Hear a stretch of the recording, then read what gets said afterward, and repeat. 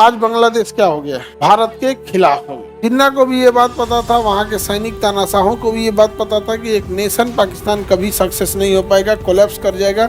इसलिए इसे जिंदा रखने के लिए क्या चाहिए, तो उसने धर्म की लड़ाई झोंक दिया। अब धर्म एक ऐसा चीज होती है जो गरीबी को भी किस्मत बोल देती है। इसी शिमला समझौते में कहा गया कि भारत और पाकिस्तान कभी भी किसी तीसरे व्यक्ति को नहीं लाएंगे बीच में। जो कुछ डिसीजन होगा द्विपक्षीय होगा और शेख मुजीबुर रहमान को छोड़ा जाएगा। तो भारत ने इन 93,000 सैनिकों को छोड़ा, वहां से शेख मुजीबुर रहमान आए और वही बांग्लादेश के पहले प्रधानमंत्री बने थे।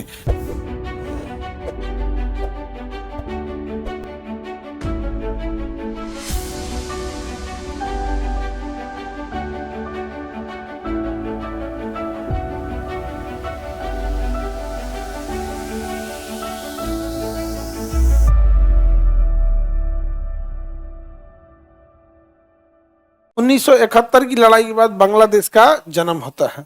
1971 की लड़ाई के बाद किसका जन्म होता है? बांग्लादेश का जन्म होता है। 1971 की लड़ाई देखते हैं। ये पाकिस्तान है, पहले इसका नाम पश्चिमी पाकिस्तान था, वेस्टर्न पाकिस्तान, और ये बांग्लादेश है, इसका नाम पूर्वी पाकिस्तान था। एक तो जिन्ना ने जो ये नक्शा लिया था, बिना मतलब का नक्शा लिया था, जिन्ना ने देखिए ना, आधा देश इधर लिया था, आधा देश उधर लिया था, दो जगह था। और उस समय जब CR फार्मूला, चक्रवर्ती राजगोपालाचारी फार्मूला अपनाया गया था, तो स्वयं भारत के उस समय के लोग जो पाकिस्तान का विभाजन करने के लिए एक्सेप्ट हुए थे, उनका कहना था कि पाकिस्तान सरवाइव नहीं कर पाएगा दो जगहों पे और कोलैप्स कर जाएगा। जिन्ना को भी ये बात पता था, वहाँ के सैनिक तानाशाहों को भी ये बात पता था कि एक नेशन पाकिस्तान कभी सक्सेस नहीं हो पाएगा, कोलैप्स कर जाएगा। इसलिए इसे जिंदा रखने के लिए क्या चाहिए, तो उसने धर्म की लड़ाई झोंक दिया।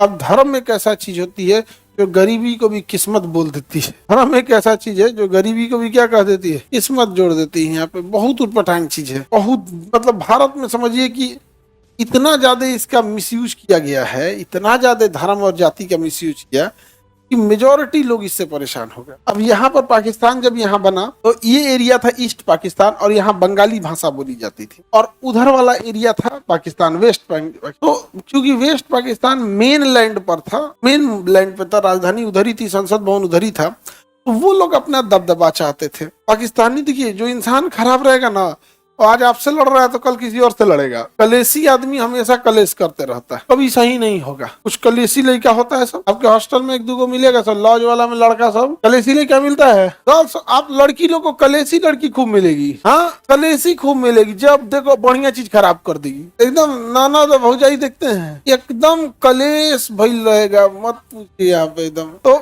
पाकिस्तानी जो थे सब, उनको अंदर जो देश निर्माण किए थे, वो यह कहकर निर्माण किए कि हमारा धर्म अलग है, हमें अलग देश चाहिए, हम श्रेष्ठ हैं। जब उनके पास अलग देश मिल गया तो धर्म की यही खराबी है। देखिए, उस कट्टरता इतना सिखा दिया कि अब अलग देश मिल गया, अब तो बनाओ, विकसित हो।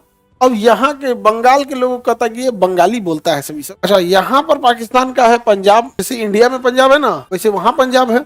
तो जोग्राफिकली दोनों के पास पंजाब है, दोनों की। अच्छा, पंजाब के लोगों की कट काटी देखिएगा, बनावट कितनी लंबी होती है और पूरे शरीर हिष्ट पुष्ट होता है। अच्छा, इंडिया में जो पंजाब है, वहाँ ज्यादातर लोग सिख लोग रहते हैं, तो पगड़ी वगैरह बांधे रहते हैं। पाकिस्तान में जो पंजाब वाला है, वहाँ पे सिख जो है वो पगड़ी बांधते हैं, जो सिख नहीं है वो पगड़ी नहीं बांधते हैं, और वो अपने लोकल पहनावे ओढ़ावे में रहते हैं, हट्टे कट्टे रहते हैं। ये बंगाल वालों के ऊपर वो भारी पड़ते थे। तो ये इन बंगालियों को चिढ़ाने लगे, मतलब कह कर कि बंगाली है तो काला कलूठा कहने लगे सब। तो ये भैया इतना अत्याचार होने लगा, तो यहाँ के कहेंगे भाई यार बहुत अत्याचार कर रहा है। कैसे अपने यहाँ बिहार को लेके बोलता है, बिहारी बिहारी बोलता है कि नहीं बोलता है। रीजन क्या है, ज्यादातर यहाँ से क्या जाएंगे, मजदूर बन के जाएंगे। जिनके साथ गलत व्यवहार होता है, बिहारी बोल के बोलता है, वो क्या होते हैं, वो ज्यादातर मजदूर होते हैं।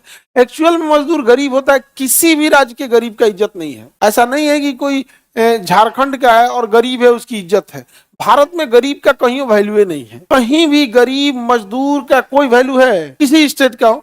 अब चूंकि बिहार में मुख्य एक्सपोर्ट ही है मजदूरी, हम लोग निर्यात करते हैं मजदूरों को, अंतर्राष्ट्रीय मजदूर सप्लायर। हम लोग यहाँ से मजदूर जाता है सब पूरी कहाँ पर दुनिया में जाता है। अब मजदूरों का कोई इज्जत है नहीं, तो हम बिहार वालों की पहचान हो गई कि मजदूरी करेगा। तो ये लोग बांग्लादेशियों को बहुत सताने लगे। वॉइस बढ़ा दीजिए, क्यों जी वॉइस कम है, वॉइस ठीक जा रहा है, आवाज ठीक जा रहा है। अब देखिए, जब इलेक्शन हुआ तो इलेक्शन में तो कोई कहीं से चुनाव लड़ सकता है, जिसका मर्जी, दोनों जगह चुनाव लड़ना पड़ेगा। जैसे भारत में किसी को प्रधानमंत्री बना है, पूरे इंडिया में चुनाव लड़ना है कि नहीं? तो चुनाव लड़े शेख मुजीबुर रहमान, चुनाव कौन लड़े? और शेख मुजीबुर रहमान बांग्लादेश के थे, और इनकी पार्टी आवामी लीग की पार्टी चुनाव जीत गई। मतलब यहाँ के लोगों ने भी शेख मुजीबुर रहमान को अच्छा बोला, और उन लोगों ने भी पसंद किया कि नहीं, मेरा प्रधानमंत्री ऐसा ही रहना चाहिए। बड़ी खुश हुए, ये गए शपथ लेने के लिए, इनको जेल में डाल दिया, प्रधानमंत्री को जेल में डाल दिया। आगे करिए था, कहीं कहते प्रधानमंत्री बनेगा, जेल में डाल दिया। अब सोचो यहाँ के लोगों का क्या हाल होगा। अब ऐसा हो कि जैसे मान के चलो भारत में कोई बिहारी प्रधानमंत्री बन जाए और दिल्ली जाए शपथ लेने, तो उसको मार उड़ के जेल में डाल दे सके बिहारी। हम बिहार वाले क्या करेंगे? फिर पैदल दिल्ली चलेंगे लोग, नहीं समझे? अब तो यहाँ भीषण बवाल हुए, उनको जेल में डाल दिया गया। क्या किया गया? शेख मुजीबुर रहमान को क्या किया गया? जेल में डाल। और यहाँ सेना उतर के अत्याचार करने लगी। जब ये लोग विद्रोह किए तो अत्याचार करने लगी, सेना मार काट मचा दी यहाँ पर। तब यहाँ पर भारत से ये लोगों ने मदद मांगाया। तो भारत यहाँ पे जो विद्रोह कर रहे लोग थे, उनका नाम था मुक्ति वाहिनी, उन लोग को हथियार और ट्रेनिंग प्रोवाइड करना चालू कर दिया, हथियार और ट्रेनिंग प्रोवाइड करना चालू कर दी। और जैसे ही उचित समय आया, दिसंबर, ठंड का महीना, तो यहाँ बाढ़ खत्म हो जाता है।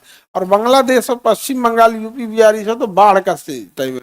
जैसे बाढ़ खत्म हुआ तो भारत ने अपनी सेना, नौसेना, थल सेना, तीनों सेना लगा दिया बांग्लादेश के अंदर, और ये पूरा नेवल ब्लॉकेज लगा दिया गया और चारों ओर से बांध दिया गया। जितने बड़े बड़े मिलिट्री स्टेब्लिशमेंट थे, एयरपोर्ट था, बड़े टैंक थे, बड़े तोप थे, आर्टिलरी थी, उन सबको उड़ा दिया। एयरफोर्स, आर्मी इंडिया की, नेवी वगैरह मिलके बंदरगाह उड़ा दिया। और बाकी बची जो बांग्लादेश की अपनी सेना थी, मुक्ति वाहिनी, उन्हें हथियार किसने दे दिया? भारत। ट्रेनिंग किसने दिया? भारत। मुक्ति वाहिनी ने पूरी तरह से कितना मार मारा सब पाकिस्तान लोग की, कहीं अब कहाँ भागेंगे? आपके देश की जनता आपको मार रही है और बाहर से इंडिया मार रहा है। घेर लिया यहाँ पे। और यहाँ पर सैम मानेकशॉ ने 93,000 सैनिकों को सरेंडर कराया था। 93,000 सैनिकों को सरेंडर कराया। और यहीं पे जब सरेंडर किया गया तो एक शर्त रखा गया था और कहा गया अब हम लोगों के बीच 1971 की लड़ाई को खत्म करने के लिए 1972 में एक सम्मेलन, समझौता होगा, नाम रहेगा शिमला समझौता। कौन सा समझौता? शिमला समझौता। कौन सा समझौता? शिमला समझौता हुआ। इसी शिमला समझौते में कहा गया कि भारत और पाकिस्तान कभी भी किसी तीसरे व्यक्ति को नहीं लाएंगे बीच में। जो कुछ डिसीजन होगा द्विपक्षीय होगा। कैसा होगा? द्विपक्षीय होगा। और शेख मुजीबुर रहमान को छोड़ा जाएगा। बदले में भारत इन 93,000 सैनिकों को क्या करेगा? छोड़ेगा। तो भारत ने इन 93,000 सैनिकों को छोड़ा। वहां से शेख मुजीबुर रहमान आए और वही बांग्लादेश के पहले प्रधानमंत्री बने थे, जिनकी बेटी है शेख हसीना। कौन है? तो बताइए, बांग्लादेश के जन्म लेने में किसने हेल्प किया? आगे बढ़े। 1971 में भारत पाकिस्तान के बीच बांग्लादेश को लेकर पुनः युद्ध हुआ। बांग्लादेश पहले पूर्वी पाकिस्तान था, किंतु भारत के सहयोग से शेख मुजीबुर रहमान ने मुक्ति वाहिनी द्वारा क्या बना दिया? बांग्लादेश। इस युद्ध में पाकिस्तान के कितने सैनिक? 93,000 सैनिकों ने क्या किया? सरेंडर। ये किस सम्मेलन, समझौता द्वारा समाप्त हुआ? शिमला समझौता द्वारा समाप्त हुआ। उस समय भारत की प्रधानमंत्री थी जुल्फिकार अली भुट्टो। कहाँ के थे? पाकिस्तान के। कोई प्रधानमंत्री थोड़े होता था, सब सेनापति होता था सब, और वही जाके क्या करता था? सब पद कब्जा कर लेता है। 1972 में पाकिस्तान से अलग होकर क्या बन गया? बांग्लादेश। क्या बन गया? बांग्लादेश। आज बांग्लादेश क्या हो गया? भारत के खिलाफ हो गया। आज बांग्लादेश किसके खिलाफ हो गया? भारत के खिलाफ हो गया।